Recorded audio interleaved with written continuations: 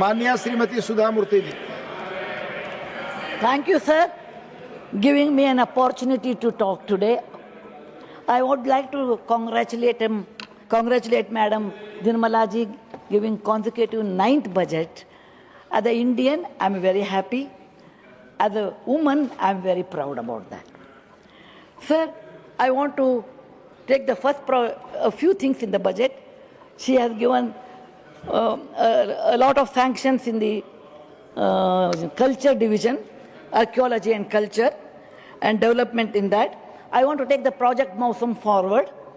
I request our archaeology department through this budget to have a conference of 39 countries in the particular place, Puri or Konark, where once upon a time people used to travel. We can call all 39 countries ambassadors or high commissioners. We can call all archaeology people from respective country, hold a conference which will showcase India's culture and what is India's cultural effect on their countries and what we have learned from those countries. We should come out with a proper document.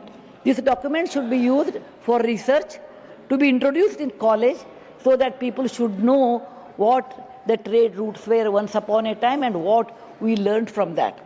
This is one. Second thing is I'm very happy about the she market because women require a market, but with certain conditions. You should be number one, self-sustainable. Number two, you should be in an area which is well lit. There should be enough space for lactating mothers and pregnant women. Number three, you should be in the easily approachable area so that you will get a lot more people to buy and it should be convenient for women to come and do their business. The infrastructure she has increased by 1 lakh crore. I'm extremely happy. Sir, hostels, what she has asked to build per district is really important because I know what it is for a woman without a toilet. It makes a great difference for women if they have their own hostels.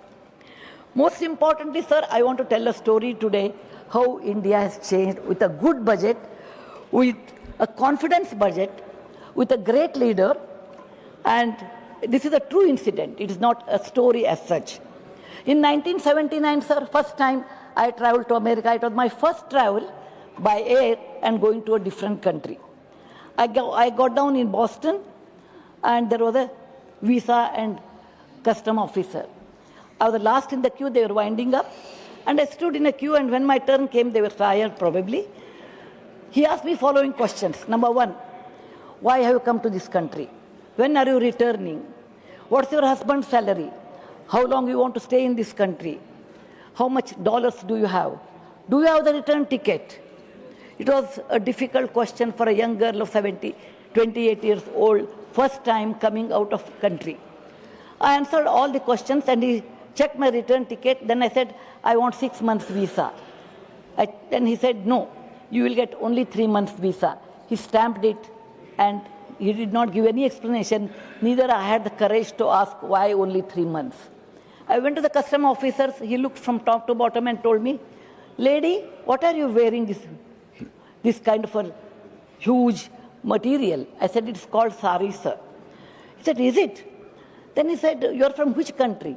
I told him, I'm from a country known as India. He said, oh, I know a little bit about that.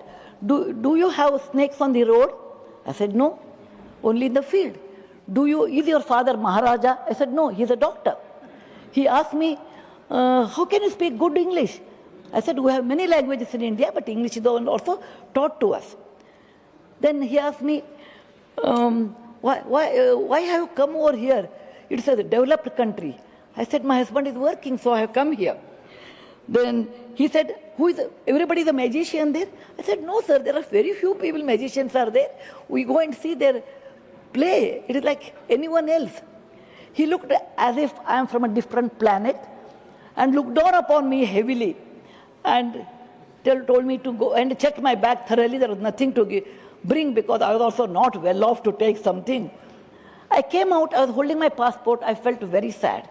India, which has 5,000 years old history, a great civilization, and a great culture, and which has given zero to the world. All these things we have. And the way he treated me is I'm coming from somewhere with no culture, no money, or in a very different way. I met my husband, Mr. Murty.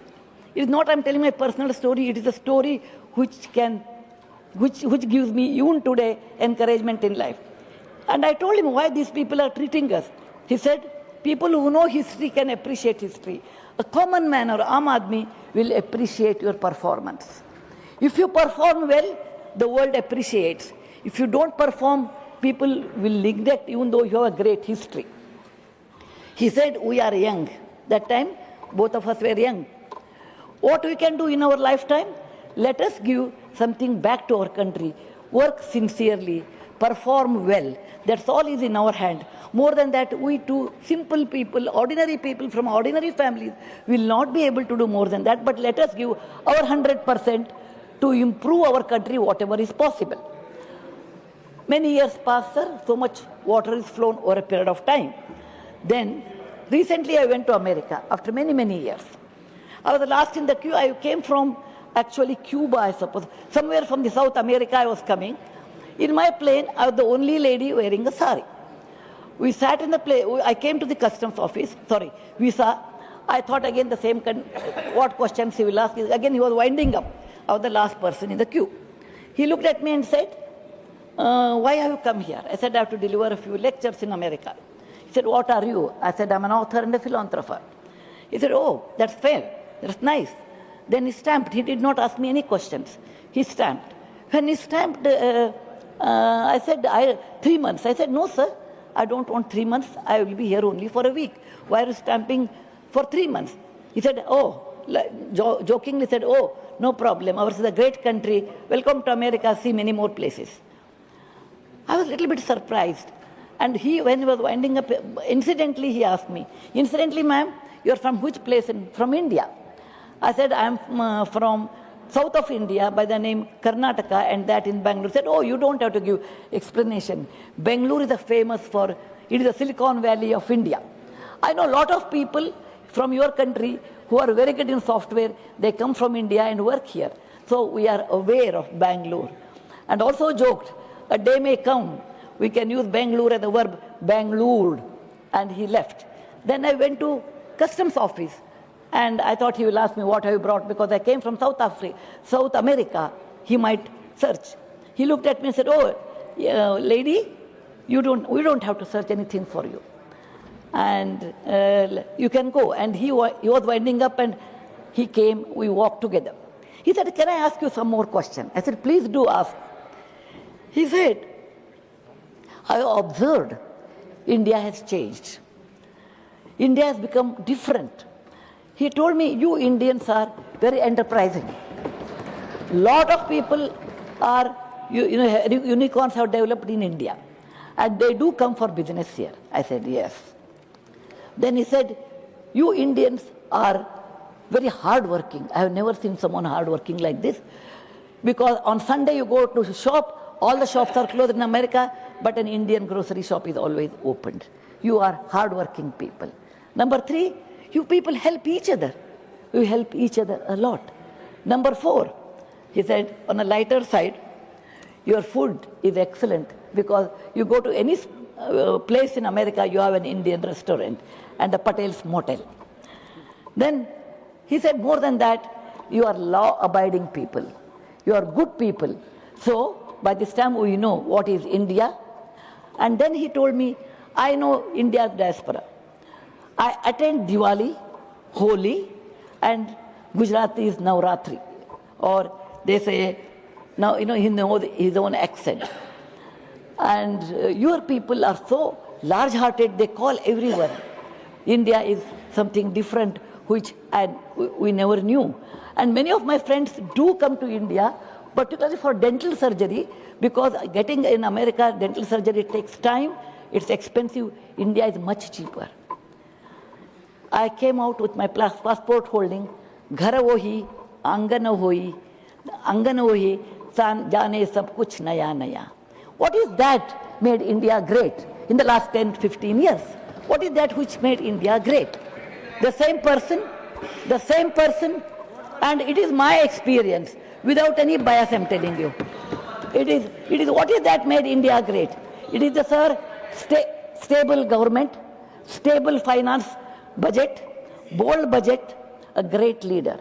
A leader who is proud of Indian origin. A leader who respects India's culture. A leader who is not scared. A leader who believes Indian can make it.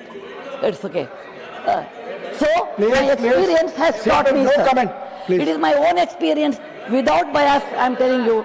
It has taught us a good leader, a good finance budget, and law-abiding people, we can make anything. There are hiccups, there are difficulties, there are pitfalls. Rome was not built in a day. So nothing will happen in one day. Nothing will happen in 1 year. It takes time. But we should have always faith for the benefit of the country, in good value system, and with our good budget, we can do, sir.